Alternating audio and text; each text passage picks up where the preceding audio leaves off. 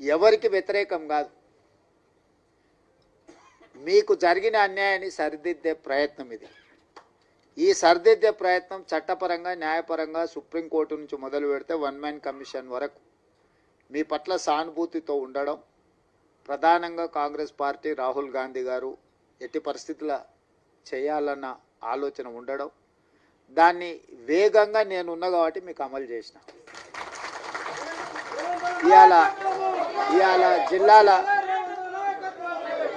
ఇవాళ జిల్లాలో మొదటి నుంచే నేను జడ్పీటీసీ కావచ్చు, ఎమ్మెల్సీ కావచ్చు, ఎమ్మెల్యే కావచ్చు, ఎంపీ కావచ్చు, ఇవాళ ముఖ్యమంత్రి కావచ్చు, ఏ స్థాయిలో నేను రాజకీయాలలో చిన్నది పెద్దది ఏ పదవైనా ఉండని మాదిగోళ్ళ పిల్లలు న్యాయంబడే తిరిగి ఎన్నికల ప్రచారం చేశాను. నేను ముందు నుంచి చెప్పిన, ఇప్పుడు కాదు, 2014లో తెలంగాణ రాష్ట్రం ఏర్పడ్డ తర్వాత అసెంబ్లీలో తీర్మానం పెట్టండి, ఈ ఎస్సీ వర్గీకరణకు తెలంగాణ కొత్తగా ఏర్పడ్డ తెలంగాణ రాష్ట్ర ప్రభుత్వం అనుకూలంగా ఉన్నది అని కేంద్ర ప్రభుత్వానికి తీర్మానం పంపించండి అని సావధాన తీర్మానం ప్రవేశపెడితే ఆనాటి ముఖ్యమంత్రి గారు నన్ను, మిత్రుడు సంపత్ కుమార్ని, సండ్ర వెంకటవీరయ్యని సభలో నుంచి బహిష్కరించిండు.